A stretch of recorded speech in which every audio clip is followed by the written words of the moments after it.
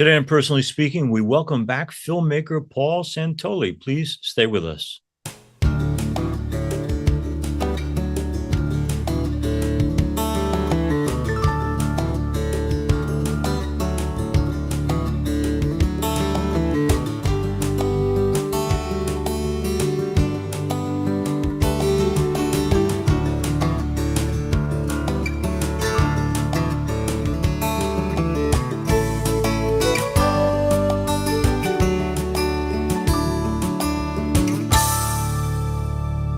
Hello and welcome to Personally Speaking. I'm your host, Monsignor Jim Lasanti, and filmmaker Paul Santoli joins me now. Paul is a producer, writer, actor, and director from Massapequa, Long Island, New York. We first had Paul on Personally Speaking in 2016. His production company, Donut Productions, is a sketch comedy channel on YouTube, and he's written and acted in more than 40 comedic videos. Recently, Paul wrote, stars in, and directed his first feature film. It's called Because of Mika, which is available on Amazon Prime. Paul is here with us in the studio to talk today about his life, his family, his faith, and his passion for performing and the creative arts. Joining me now, I'm so pleased to welcome back to Personally Speaking, filmmaker Paul Santoli. Before we go to our interview with Paul Santoli, let's listen to and watch a clip from his film, Because of Mika. Yo, what's up? Dude, the dog is dead. You killed it. No, it's already dead. Gino is just an average kid.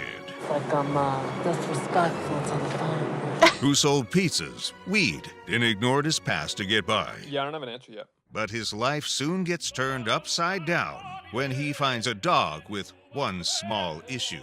Dude, there's no dog. What are you talking about? There is no Mika, psycho. She's dead. She died. What? It's a spirit. Yeah, I don't follow. I told her I found your dog, and she told me your dog is dead. So I took a picture of the dog with my phone, and nothing came up because the dog is dead. Now no one can see this dead dog, and I'm freaking out, man. How many edibles did you eat? Danny, I'm not hot. She's saying something about a dog. Yeah, I'm being followed by a dead dog, so... Heard that. Now he must figure out what on earth is going on. Don't call the cops. I know you think I'm crazy, but I got it all figured out. I just need the dog tag. Where is that thing? A 516 production presents All right, baby, big moment. Paul Santoli in You. Me meeting you here. It's all because... Because of Mika. Welcome to Personally Speaking. I'm your host, Monsignor Jim Lasanti. Paul Santoli is my guest today. We're going to talk about a lot of things, but one of the things I want to talk about is a film that he both produced and directed and wrote and stars in. But before we do that, Paul, this week I got to do first of all, welcome back to the show. Thanks for having me. I did a funeral on Thursday at St. Patrick's Cathedral for Phil Corderaro. And I went to grammar school with Phil. I mentioned that because he was a regular kid in grammar school, high school. And yet he became ultimately the president of Warner Brothers Music, president of Virgin Records, president of EMI. And he said one time, isn't it amazing, this country, that a kid from West Hempstead, Long Island, can achieve almost whatever he wants to. You've now come out with a film that looked impossible for someone coming from Long Island with not a whole lot of backing, but you made it happen. So I just got to ask, growing up, have you always believed that with enough determination, enough hard work, enough creativity, you can accomplish anything? No. Honestly, I got to give credit to my mom. She just taught me so much about Jesus and having faith and taking the jumps and everything will be all right and keeping me calm through it. And my goal with this movie was just to make one tangible movie start to finish that made sense. Right. And honestly, the miracles we had on set, and we had a lot of people reach out and try to make something, just were so helpful and turned out to be a great project. And I'm speechless at the amount of people that contributed, Some background, when I met Paul, he was working at a pizzeria in town. I still am. And when he told me about his dream to be a creative artist and to make movies and act, I thought, that's a nice idea for a kid from the Massapequa area, but, let's be realistic. Is it achievable that anyone who works hard enough can find their way to their dream? Yeah. Yeah? Yeah. Not just you. No. It's not some special charism that you have. No, it's funny, when I was little, I used to lay bricks with my dad in the construction company, and I was just telling people throughout the movie, if we keep laying the bricks, eventually there'll be a house. And turned out there was 80,000 more bricks than I thought. and yeah, I just stayed consistent with it and kept going, and constantly was getting re-humbled that the next thing I had to do, or there was certain skills that I had to learn where if people fell through, I had to confidently accept that I could learn these skills to accomplish what I had to do. And yeah, I mean, I think one of the biggest things too is like I had a whiteboard, as silly as it sounds, and I wrote down every day 10 things I had to do. If I really wanted to get the movie done, I'd accomplish 8 or 10 or 4 or 2. And once the 10 was gone, there was a new 10, and then there was a new 10, and then there was 100, and then Paul Santoli. So I guess, Paul, name for our viewers and listeners the name of the film so they can all see it. Is Because of Mika. Because of Mika. Yeah, and Mika is my dog, and she's retired now, so she's a one and done. Don't believe that Mika is some girl is in love with. It's Mika is a dog. Yeah. Mika is a dog. Now let's go back, because you introduced it early on, Paul. This family you come from, family of origin, describe it. How many people in the family? What kind of folks were they? 7. I had 2 brothers, 2 sisters. I was the youngest of 5. Okay. Yeah, we were Christians, and old school Italians. We had the good fellas bringing up with the sternos and the trays, and the cousins I didn't know, and all that. And yeah, I mean, we just hardworking, disciplined people. And okay. And along the path, you talk about your mother's faith, but your mom and you have had some interesting and really difficult challenges in terms of loss of family members. Do you remember what you thought at the time, and how did you get through it? I think that God taught me at a young age that it's not that, I think a lot of people think that people don't care when a tragedy happens, but everybody's going to go through it. And I think I understood the responsibility that I'm blessed that not in an egotistical way, but some people look up to me that I've gone through the experiences, and I can help them through the experiences. And I'm happy to do that also. So I think I was given that responsibility at a young age, to kind of mature earlier than I wanted to. Yeah. For those who don't know Paul's background, 2 of his brothers are in heaven. His dad's in heaven. When that happens and people you love pass on, any inclination to bitterness, angry, why doesn't God give us a happy ending? So I used to get angry. And then, based on how the world's been the last 5 years, I think anyone that goes is, it's not the worst thing in the world. But no, I know I'll see them again, and I've seen them in my dreams. My mom's seen them in their dreams, and that's why, like, believing in heaven and knowing that this world is, for me, like, it's a temporary platform where I'm just trying to do the right thing and pass the test and learn my lessons and do the best I could do, leave some things behind, like Because of Mika, and I'll see them at the end of the race. I don't know when that is. But Paul is originally, as I mentioned, from Long Island, and he's working here and living here, and then he decides to go to Los Angeles to get his creative art career going. But Mom is on this side. When you're the surviving son, how much pressure or guilt is there to stay where you are, take care of the family, put your dreams aside, and just plant yourself where you grew up? A lot. Yeah. I think that, I always felt guilt that I missed time with my dog and my family and my sisters. So whenever I'm home, I try to be home and spend as much time with them as I can.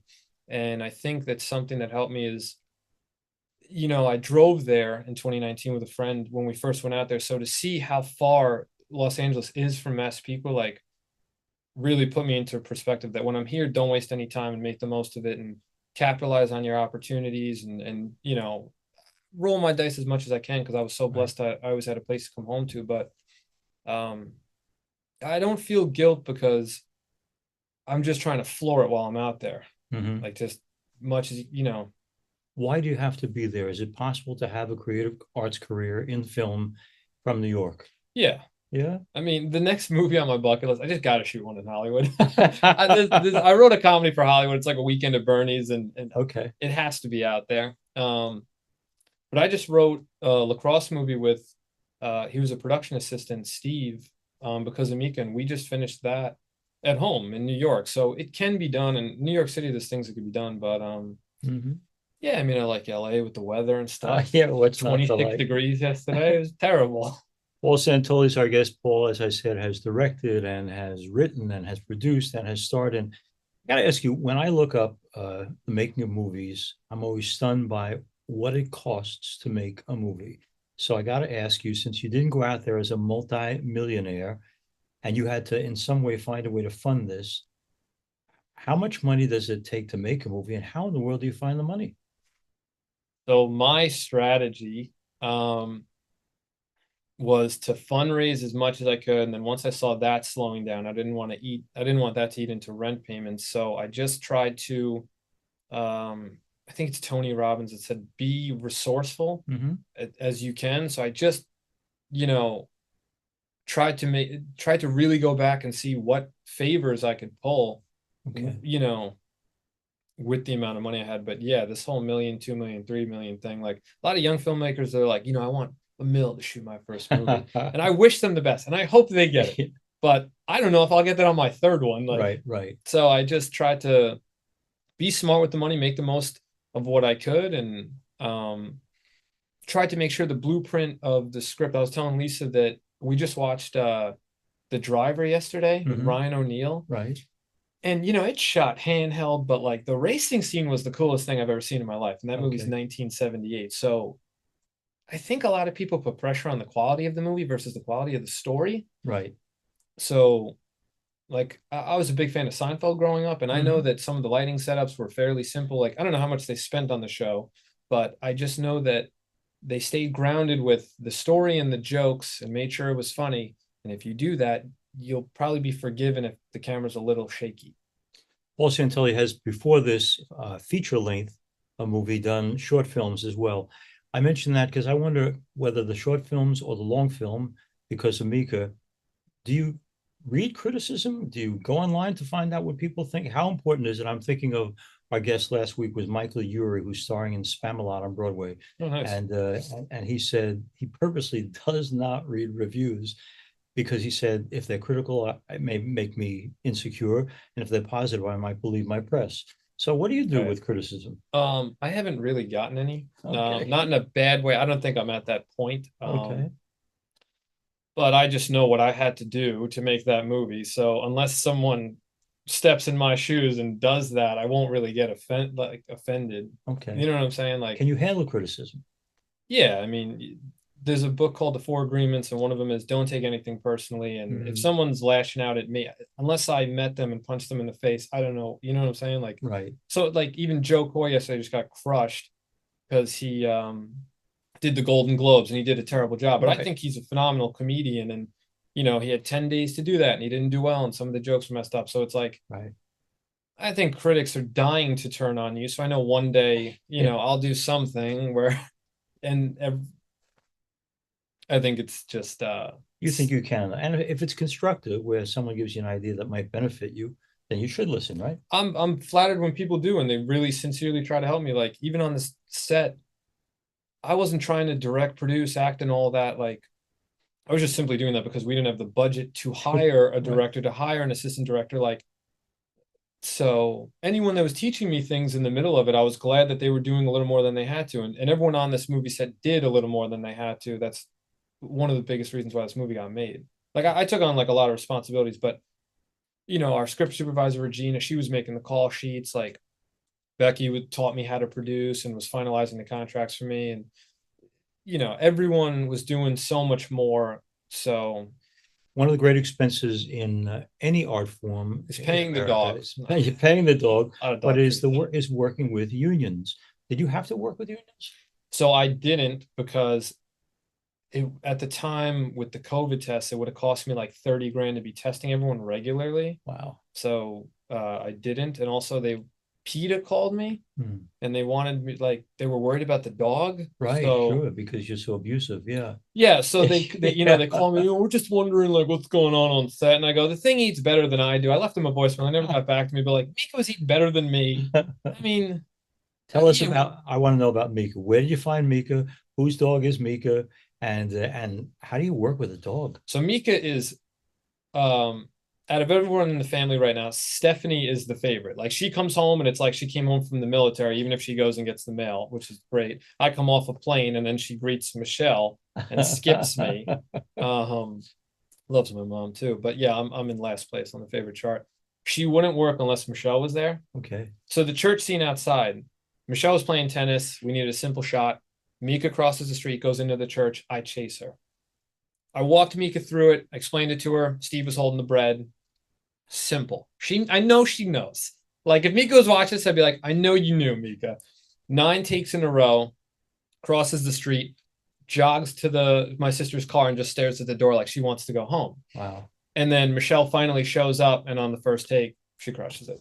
So Mika is a family dog. Yeah, Mika's yeah. And how old is Mika? She is 10 now. She was 8 on set. Is she demanding a new contract? No.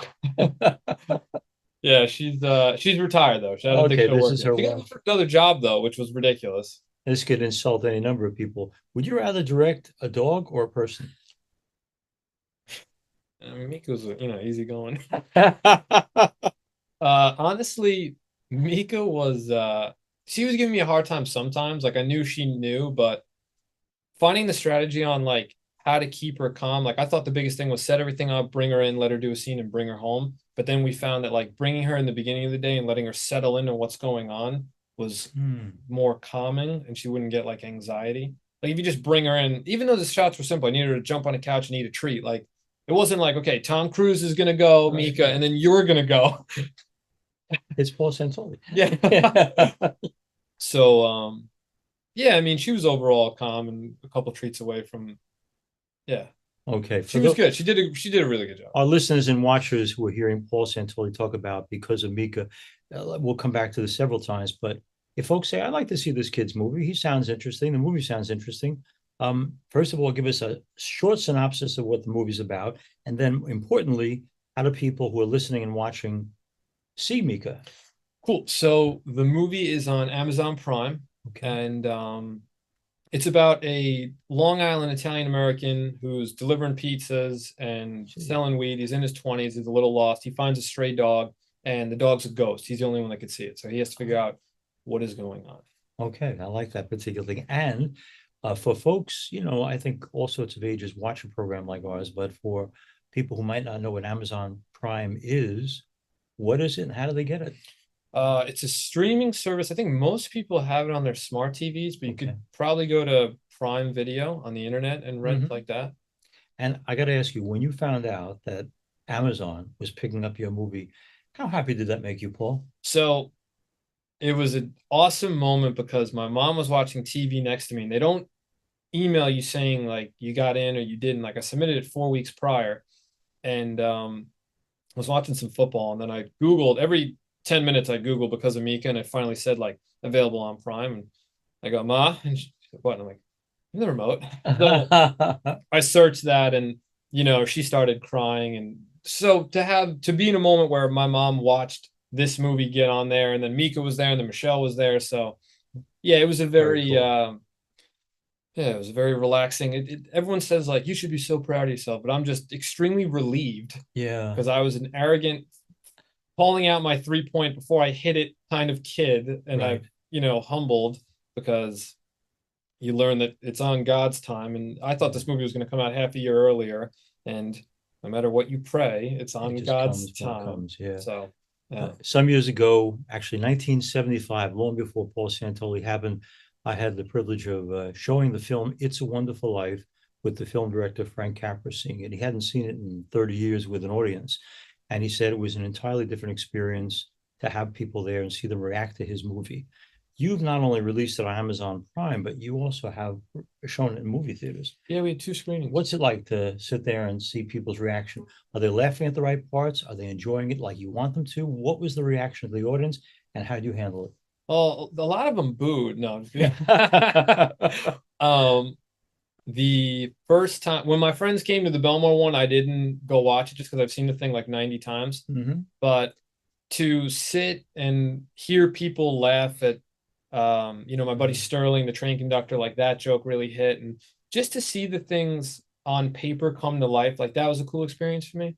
Okay. Like there was one joke that, I remember being in this small apartment writing with the kid Cooper. And, I knew when we wrote that joke that when it was in the movie, it was going to hit and be the funniest point in the movie. And it was. So like to have that moment was a really cool moment for me.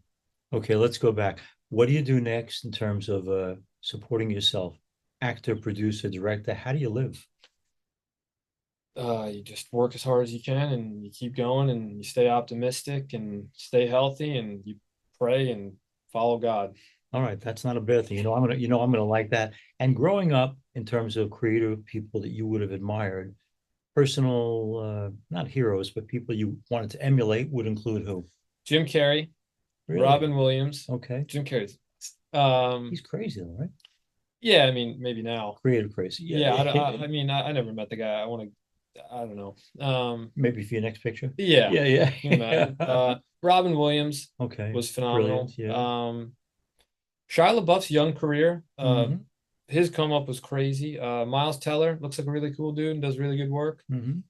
Marlon Brando is the reason I started taking acting classes, because his documentary, Listen to Me, Wow. Marlon. I remember I watched that, and then 6 months later, like, I was so blessed that my mom pushed me to be an actor. Mhm. And like, she's even telling me to go do stand-up again. Like most parents, when you tell them you want to be a performer, they're like, okay, Yeah, right. And then like there's a little more whiskey in the coffee, like, okay, my son thinks he's, Yeah.